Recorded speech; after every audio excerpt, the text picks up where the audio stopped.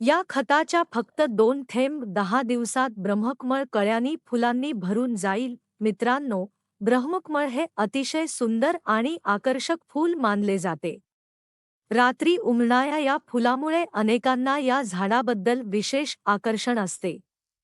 ब्रह्मकमळाला भरपूर फुले यावीत, झाडाची वाढ चांगली व्हावी आणि झाड वर्षानुवर्षे निरोगी राहावे यासाठी केवळ खत देणे पुरेसे नसते, तर प्रकाश, पाणी, माती, कुंडीची निचरा व्यवस्था आणि योग्य काळजी या सर्व गोष्टी महत्त्वाच्या असतात. म्हणूनच आज आपण ब्रह्मकमळाच्या झाडाची योग्य पद्धतीने काळजी कशी घ्यायची, कोणते नैसर्गिक पर्याय वापरता येतात आणि कोणत्या चुका टाळायला हव्यात हे सविस्तर जाणून घेणार आहोत. सर्वप्रथम एक महत्त्वाची गोष्ट म्हणजे ब्रह्मकमळाच्या झाडाला भरपूर खत देण्याची गरज नसते.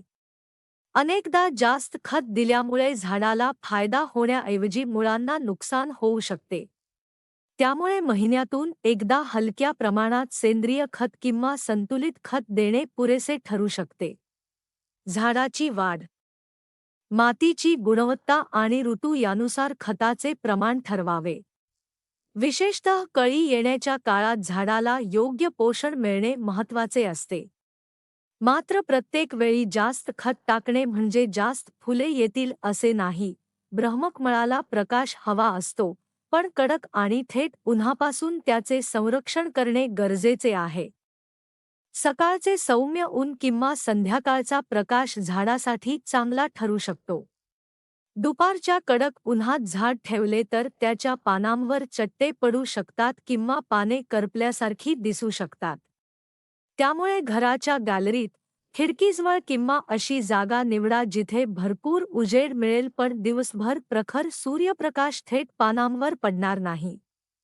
आता येतो तो सर्वात महत्त्वाचा मुद्दा म्हणजे पाणी. ब्रह्मकमळाला सतत ओलसर माती आवडते असे समजून अनेक जण दररोज भरपूर पाणी देतात आणि त्यामुळे मुळांना कुजण्याचा धोका निर्माण होतो.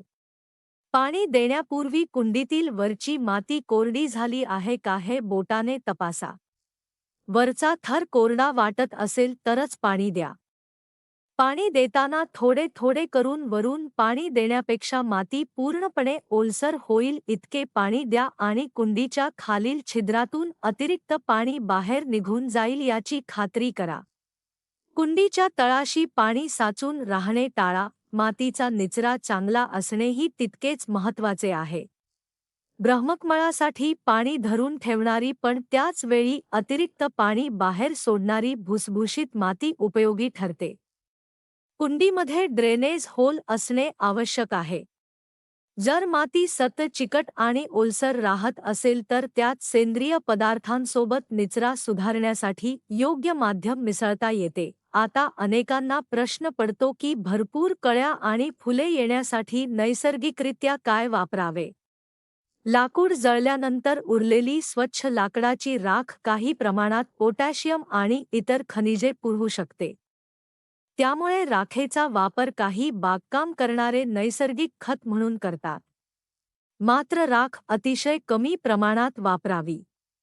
जास्त राख टाकल्याने मातीचा सामू म्हणजेच वाढू शकतो आणि त्यामुळे झाडाच्या मुळांना पोषक घटक शोषून घेण्यात अडचण येऊ शकते. कोळसा, प्लास्टिक किंवा रंगीत लाकूड जाळल्यानंतर उरलेली राख मात्र झाडांसाठी वापरू नये. राख वापरायची असल्यास ती अगदी थोड्या प्रमाणात मातीच्या वरच्या थरात मिसळावी. वारंवार किंवा मोठ्या प्रमाणात राख टाकण्याची गरज नाही. तसेच राखेला कीटकनाशक समजून प्रत्येक समस्येवर वापरणे योग्य नाही. झाडावर कीड दिसत असल्यास आधी किडीचा प्रकार ओळखणे आणि त्यानुसार योग्य उपाय करणे महत्त्वाचे आहे. काही जण ब्रह्मकमळाच्या मुळाशी लिंबाचा रस टाकण्याचा सल्ला देतात. मात्र हा उपाय नियमितपणे करण्यापूर्वी काळजी घ्या. लिंबाचा रस आम्लयुक्त असल्यामुळे थेट मुळांवर किंवा मातीत जास्त प्रमाणात टाकल्यास मुळांना इजा होऊ शकते आणि मातीचा अचानक बदलू शकतो. त्यामुळे भरपूर फुले येण्यासाठी लिंबाचा रस हा आवश्यक उपाय आहे असे मानण्याचे कारण नाही. त्याऐवजी योग्य खत, योग्य प्रकाश, नियंत्रित पाणी आणि चांगली माती यावर लक्ष केंद्रित करणे अधिक सुरक्षित आहे. झाडाच्या मातीचा वरचा थर वेळोवेळी हलका सैल करणेही उपयोगी ठरू शकते. मात्र मुळे खोलवर असतील तर माती खूप खोलवर खणू नका. फक्त वरचा थर हलका करून हवा मुळांपर्यंत पोहोचण्यास मदत करा. झाडाच्या पानांवर धूळ साचली असल्यास स्वच्छ पाण्याने हलकेच साफ करता येते. मित्रांनो, ब्रह्मकमळाला फुले येण्यासाठी संयमही तितकाच महत्त्वाचा आहे. आज खत टाकले आणि उद्या कळी आली अशी अपेक्षा ठेवू नका. झाडाची अवस्था, वय, ऋतू, प्रकाश आणि त्याची एकूण वाढ यावर फुलोरा अवलंबून असतो. झाड निरोगी असेल, त्याला योग्य प्रकाश मिळत असेल आणि पाणी व खताचे संतुलन योग्य असेल तर कालांतराने कळ्या आणि फुले येण्याची शक्यता वाढते. म्हणून ब्रह्मकमळाच्या झाडाची काळजी घेताना एक गोष्ट लक्षात ठेवा: जास्त खत, जास्त पाणी आणि जास्त प्रयोग करण्यापेक्षा योग्य प्रमाणात काळजी घेणे महत्त्वाचे आहे.